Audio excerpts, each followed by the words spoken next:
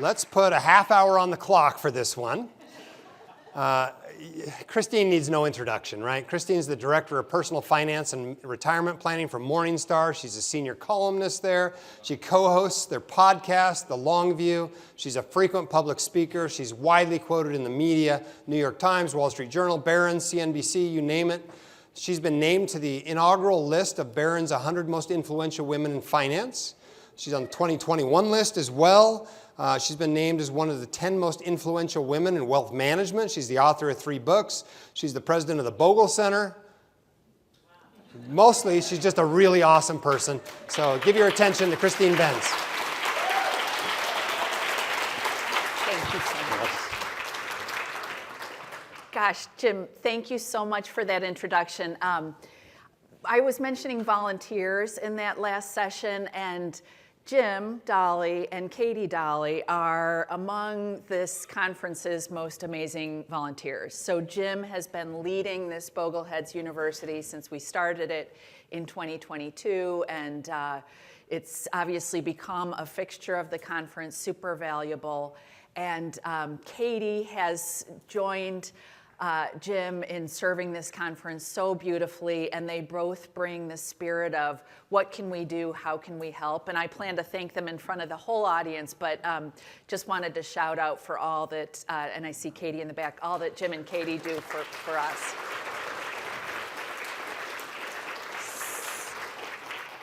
So I have a big topic like Jim, and he, oops, let's see, I want to go forward.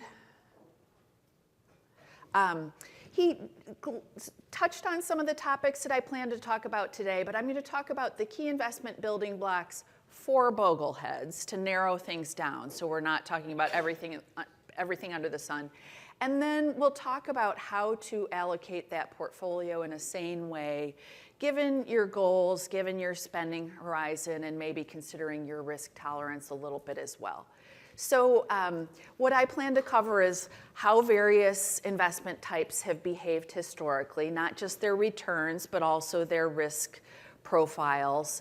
I'll discuss the key attributes of the Bogleheads toolkit. So we'll talk about the pros and cons of stocks, bonds, and cash.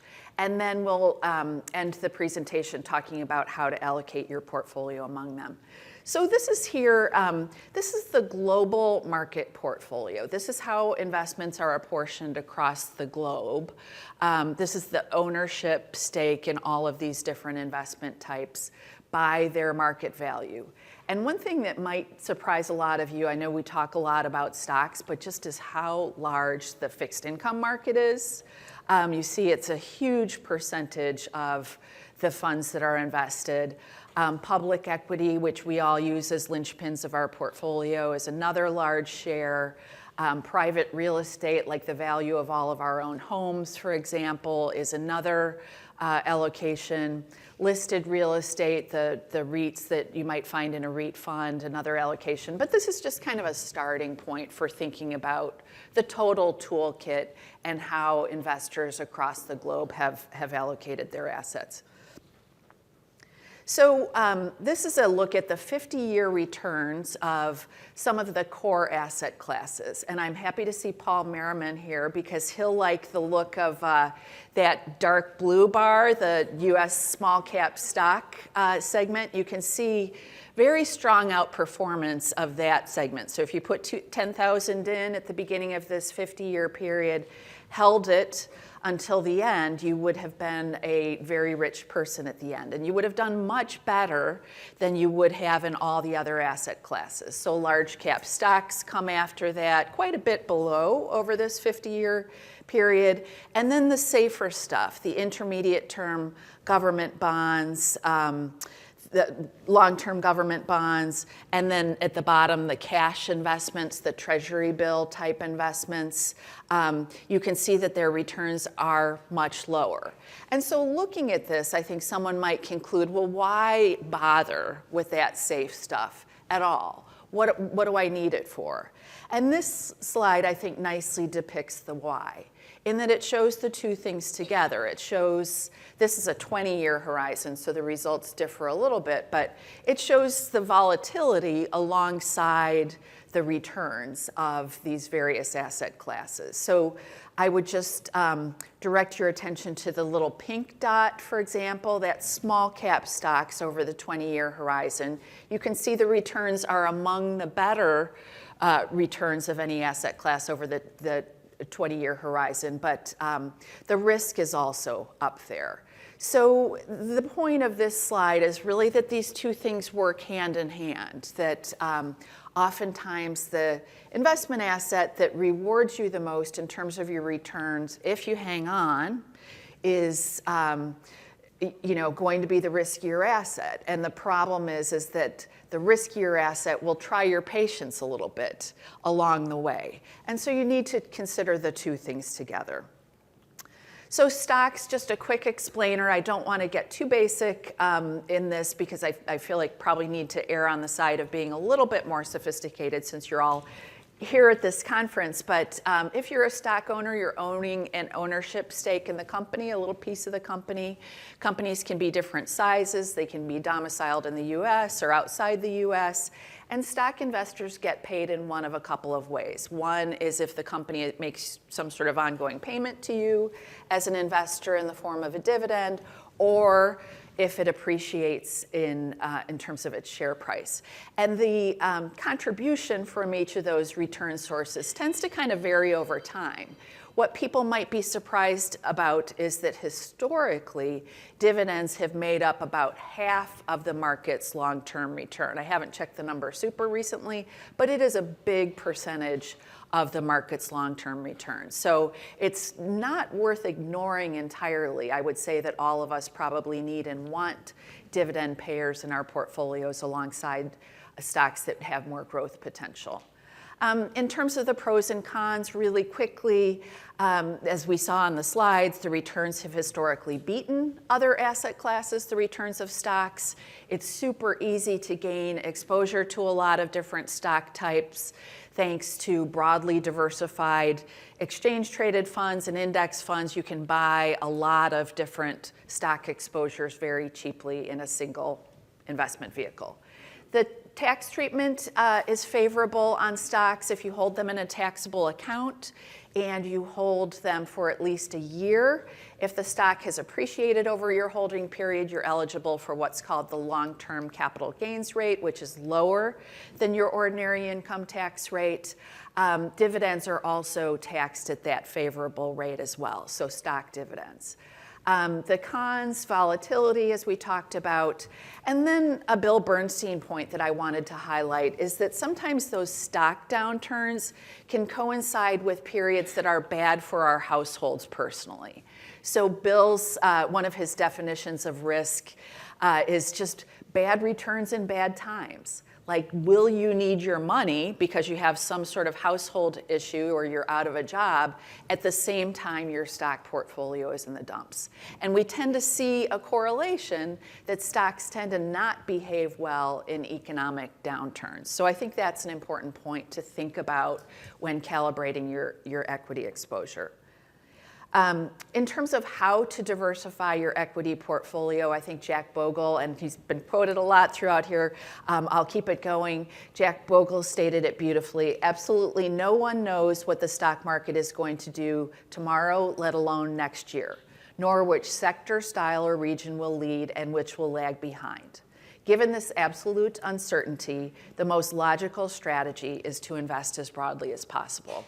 So I know many of you use some version of kind of a global total market portfolio.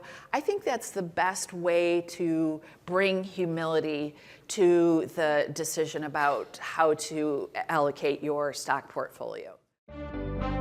John Luskin here, board member for the John C. Bogle Center for Financial Literacy. If you're finding this session valuable, hit that subscribe button to get notified when we release more free financial education from experts like these. Your support helps us continue our mission. Now, back to the conference. In terms of bonds, a quick explainer on what you need to know. A bond is a type of debt security where an investor loans money to an issuer in exchange for periodic interest payments. So bond investors get paid in one of two ways. The major way is that you get those interest payments. In fact, a very large share of bonds returns is going to come from whatever interest the bond pays over your holding period. And the same would be true for a bond fund. That when we look at the sources of return for bond funds, it's mainly from whatever that income distribution is. So when yields are very, very low, as they were for several decades there, then your bonds return, your bond fund return will be low. Another source of return, though a smaller source of return in bonds, is the potential for some appreciation in the bond's price over your holding period, but that can go the other way. The bond can also lose value. And this is particularly important in the realm of bond funds, where there are a lot of different bonds in the portfolio, and the value of that portfolio has to be calculated every day.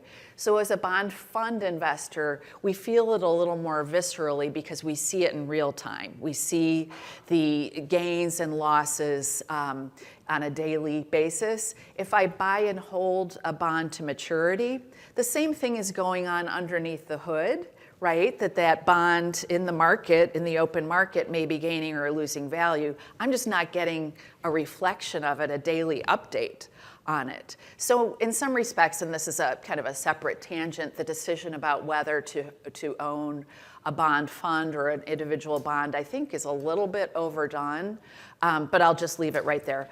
In terms of key bond types, we saw how big the bond market is in totality globally. And so there are lots of different types of bonds, ranging from higher risk to lower risk.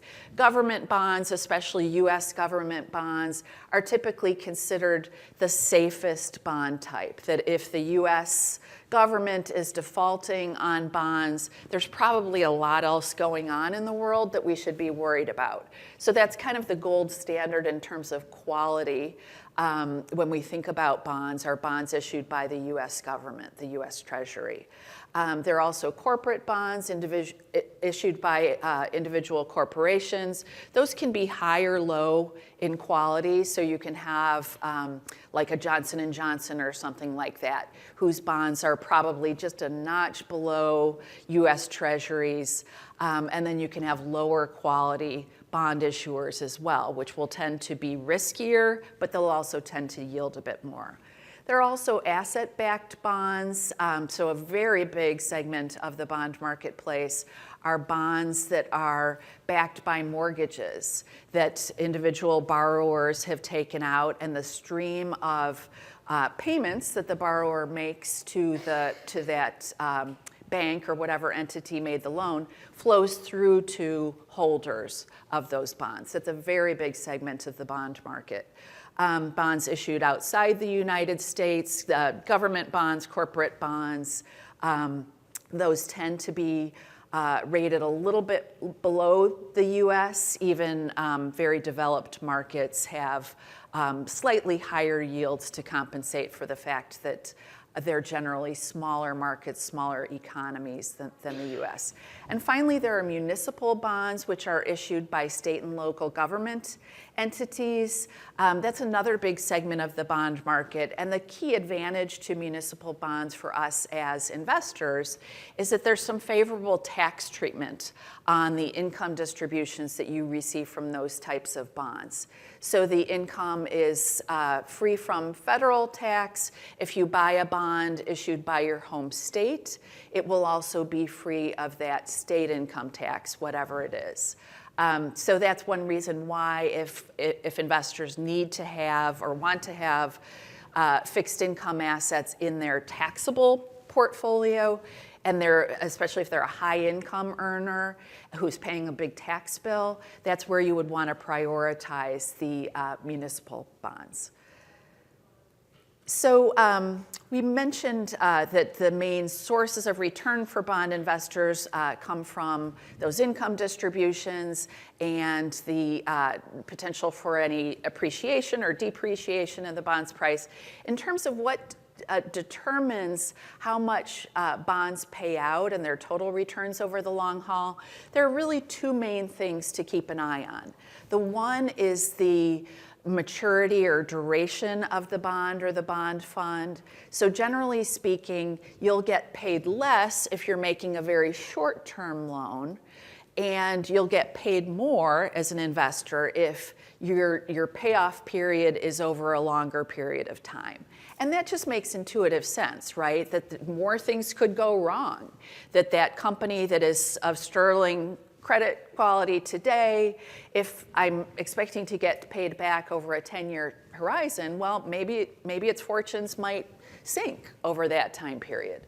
So the maturity of the bond matters a lot. You get paid more if it is a longer holding period, and you get paid less if it's shorter term. And then credit quality is the other big lever. I mentioned that there are high quality issuers like the US government, like say a high quality pharmaceutical company, and then there are lower quality borrowers as well. And here again, you get paid more from that lower quality borrower than you would the high quality borrower. And the reason is that investors assume that that high quality borrower is a better bet to make good on its payments to investors over the time horizon. So as I mentioned, the risk and reward of these various bond types varies by type. This is a slide that my colleague Amy Arnott put together that looks at some of the risk factors that you could use to judge various bond types. So standard deviation is a measure of volatility, and this is a 20-year horizon that she captured here. Max drawdown, I think, is a really interesting dimension of this. It's how much from peak to trough did bonds of this type lose, so in a really bad market environment. And the lens for this is very likely the financial crisis from 2007 through 2009. Over the past 20-year period, that's been the worst period for stocks or bonds. And so what you can see is these losses weren't small for some of these categories. You know, that the idea of losing almost 20% on a bond fund, or almost a third of your money on a high yield bond fund, it's significant. So it points to the value of really being careful about the risks you take. If the goal of holding bonds is to have less risk in your portfolio relative to your stock portfolio, to me it suggests that my bias is to kind of play it safe with the fixed income part of a portfolio. This isn't your return lever.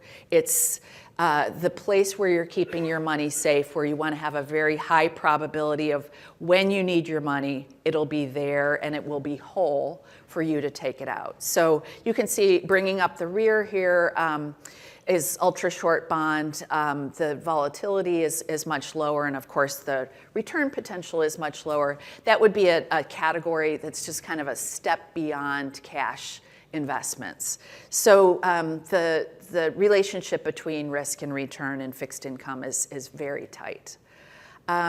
So we talked about some of the key pros and cons. One of the main ones, I mentioned that Bill Bernstein had that really nice definition of risk, that it's bad losses at bad times. Well, bonds have a very attractive feature, is that in that US high quality bonds, especially Treasury bonds, can sometimes hold their value really well in periods where investors are feeling nervous. There might be like a few days of a little bit of principal-related volatility for investors in Treasuries in periods like March 2020 or like the worst days of the financial crisis. But if you're holding high-quality US bonds, those crises will usually be pretty short-lived, and they tend to be great ballast for equities. In those periods when equities are down, bonds, high-quality bonds, again, like Treasuries, tend to behave really well. They might even gain a little bit of value during a period like that. And that's one of the reasons why I think, especially as we sort of move toward needing our money, or if we have shorter or intermediate term goals, it really makes sense to lock down those funds in safer assets.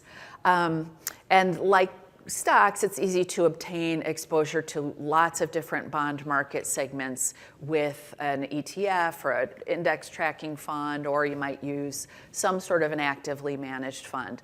On the negative side, I've mentioned that bonds do entail some risk, so there's certainly no guarantee against losses in bonds. You can do your best to be with high quality issuers, maybe not taking a lot of interest rate risk, but there aren't any guarantees. There's no FDIC insurance for bonds. Return potential will certainly be over long time periods more modest than is the case with stocks.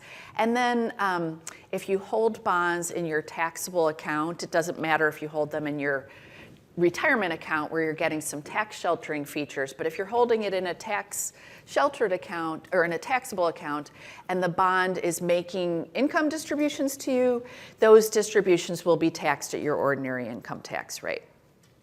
Cash investments, I would say that's the third key asset that Bogleheads would want to bring to the party. This is truly a low risk investment type, but the return potential will also be very low.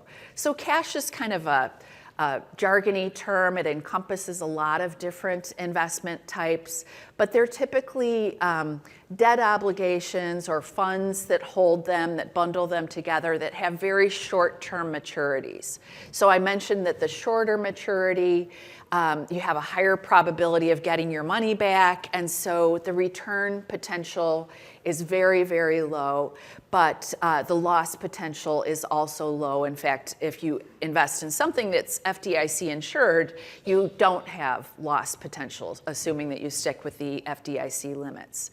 So a number of different categories fall under the cash umbrella: CDs, high yield savings accounts, money market mutual funds. Just want to call out the difference there really quickly.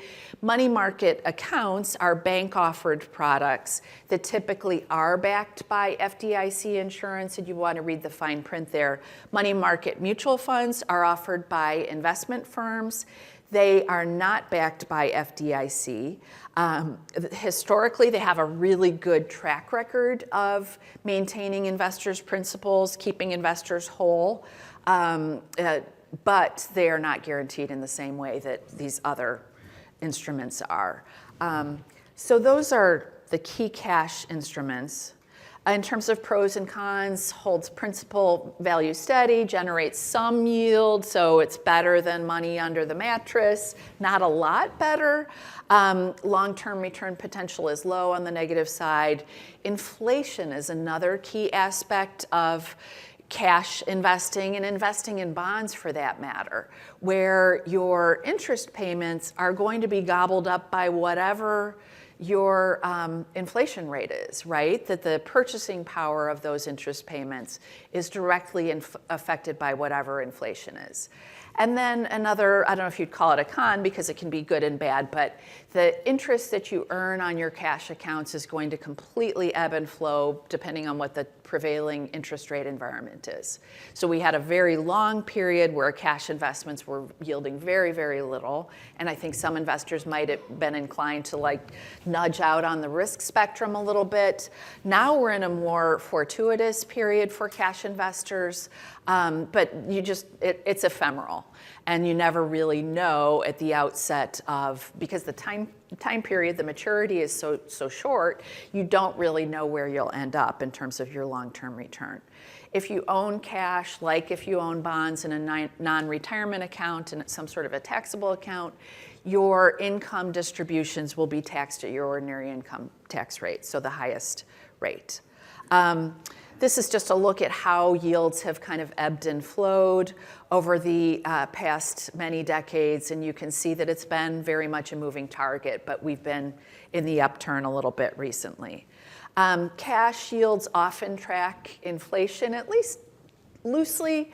The key takeaway from this is not that cash is any sort of hedge against inflation. I don't think it is, but to really pay attention to inflation and not over allocate to cash, because I think that can be a comforting thing, especially in times of market volatility, to have a lot of cash and know that you have cash. You definitely want to have some cash on an ongoing basis.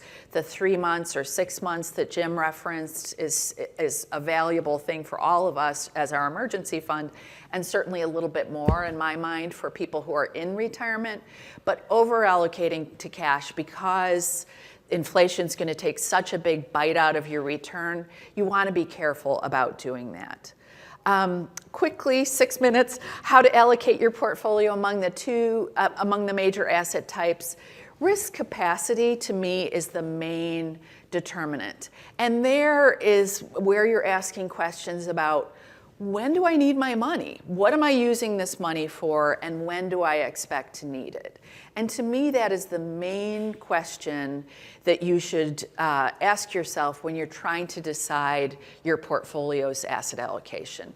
And then you're looking at the probability of having a positive return to decide how much to invest for that time horizon.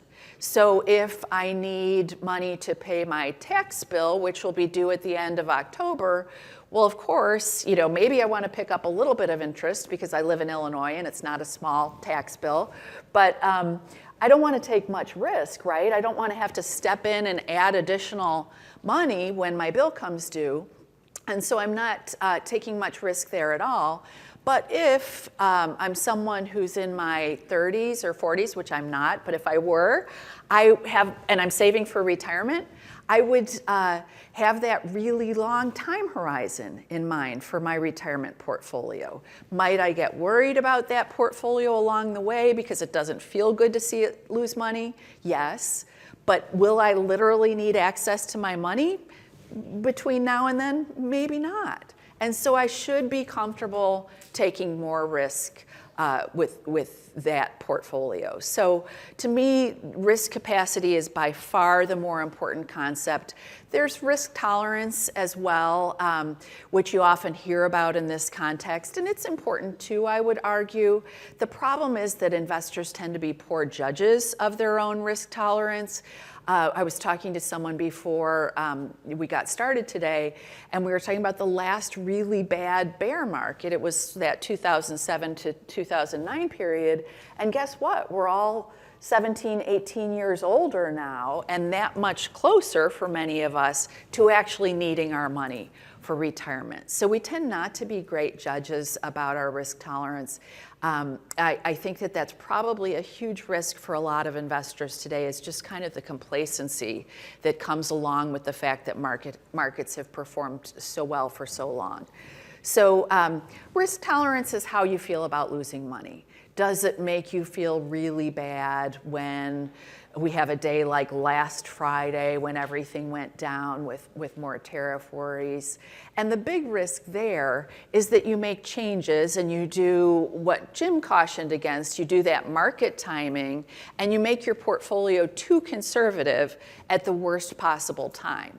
And this is unfortunately something we see investors do in times of market stress. They move to safer assets, and guess what? They don't know when is the time to get back in. It's very difficult to say, oh, seems like the market's going to go back up, seems like we're in the clear. So consider risk tolerance if, when you audit your own personal history with respect to your investments, you find that you've maybe made changes that you, in hindsight, regretted. So a concept that we like to call out at Morningstar is the connection between our human capital and our earnings power and our asset allocation. So when you are younger, you would want to think about having more equity risk in your portfolio because, as I said, you can tolerate it with that really nice long time horizon. As you move into your 50s, 60s, it makes sense to start taking some risk off the table in your portfolio. But I always say that it makes sense to bring humility to the party. So this is a Harry Markowitz quote where he says, "A good portfolio is more than a long list of good stocks and bonds. It is a balanced whole, providing the investor with protections and opportunities with respect to a wide range of contingencies." So humility is one of my favorite qualities to talk about as an investor, to come into this saying, there's a lot that I don't know about how the future could play out. We could have another pandemic. We could have wars throughout the world. We've certainly had those things. And just to kind of just say, I'm going to back away. I'll use history in my own personal situation to determine how I allocate my portfolio and not get too into trying to figure out what might happen next. The good news is that a three-fund portfolio, which I know many Bogleheads use, is beautifully diversified, and Jim referenced this as well. So you get more than 3,000 individual stocks in the US total stock market, another roughly 9,000 in the US or in the international stock market, and then the bond market index is even better diversified across nearly 18,000 bonds. So I think Bogleheads inherently, if they're using some version of this type of portfolio, are bringing humility to the party, which I think is really valuable. Another thing I would always add to the three-fund portfolio would be that cash allocation.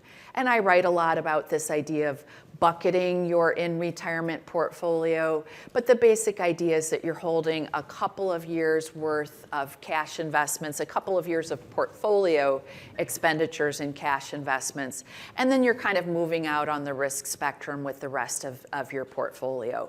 But cash is another thing that I would urge all of you to hold in your portfolio, but not over-allocate to because of the risk. So I brought it in right under the deadline. And I think we have a break right now, Jim? Okay, cookies, I think. I heard cookies. Let's give Christine a big round of applause. Thank you for watching this session from the 2025 Bogleheads Conference.